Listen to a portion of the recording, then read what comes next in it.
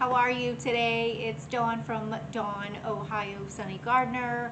I am so excited today. I am going to go over some of my thinning with my second round of my brassicas. And I've got a few eggplants in here and some lettuce.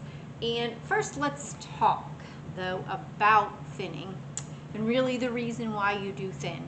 Most of the time when we start seeds in our cell trays, we want to make sure that our germination rate is good and we're getting what we want to plant into our garden. So we tend to put a few seeds into our cell trays to make sure that we at least have one good healthy plant. So we are going to take one or two or three, how many ever, but you want your nicest little seedling in your cell tray to provide the enough room and for light, for water, so that way they're not competing in these little cells for anything. So I know that some people, when they thin, they want to get the one that is right in the middle of the little cell tray. Right in the middle, and as if you can see, there are two here, and they're kind of in the corners. Some like to try to get the one that's in the middle. I tend to try to get the best, biggest one. Obviously, I want the healthiest little seedling. So I am going to go that route, and I'm going to snip the little seedlings. And how I'm going to go about that, I'm going to use scissors today. I don't want to pull them out. Yes, I used to, but as plucking them out, there could be some or a few that are still attached, and their roots are just baby. They're new roots, and you don't want to, break off any healthy roots for the plants that are growing. So I am going to start with my iceberg lettuce. Now, my first round, I ended up thinning out, and I left one in my iceberg lettuce for heads.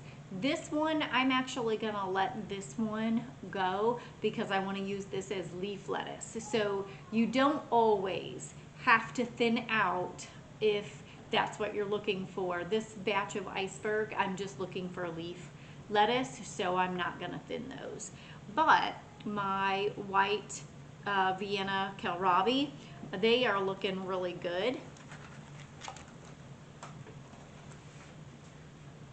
And I've got some that are really, really big in here, and then others that are small.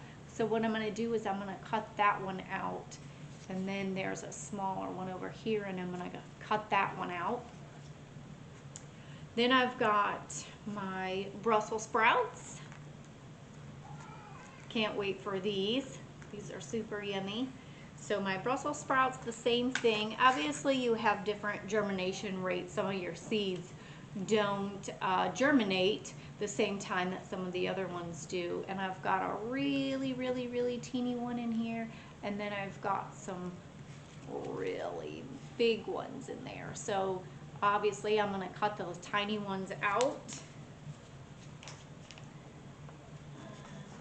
My broccoli, same thing. I've got a smaller one back here, as you can see this one.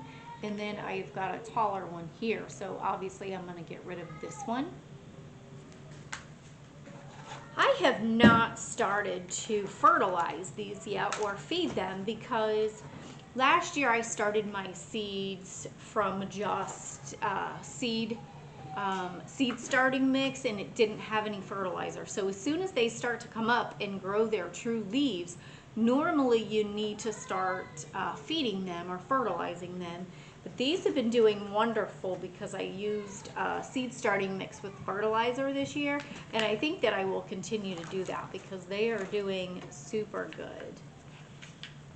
Cauliflower. Well, I don't have to, here's an example. I think I planted 2 or 3 in each cell, and I've only got 2 in this 6-pack so far.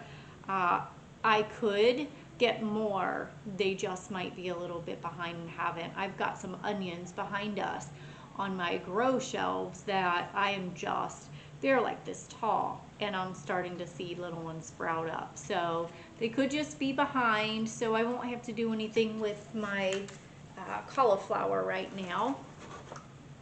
Then I've got 2 different types of eggplants, and it looks like I've got 2, so I got about 100% germination in these 2.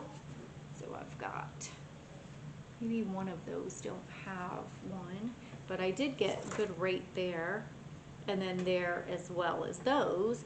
Then I've got some purple kohlrabi that I need to do, and I think that is about it for my second round of brassicas. So let's see. Like I said, I'm going to use my scissors because I don't want to jeopardize the roots of the ones that I am keeping.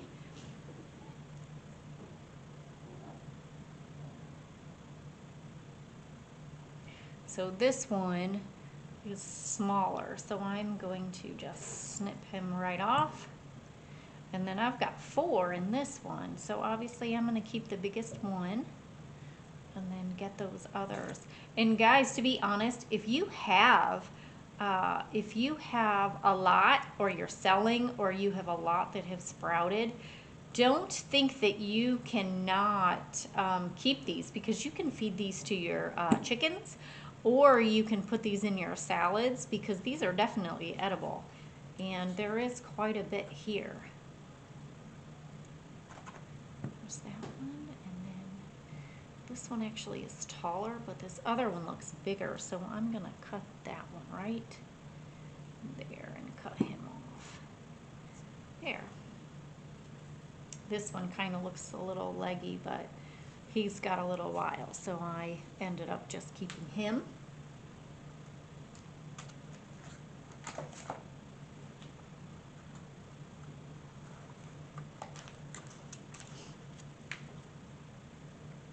And I've got 2. I've got this one here, and then I've got a smaller one here, so I'm going to get rid of this guy. And then this one is very small, so I'm going to cut him off.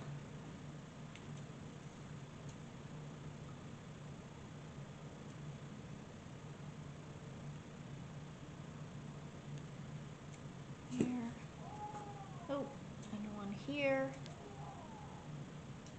And one here. So I have got 6 of my purple kohlrabi there.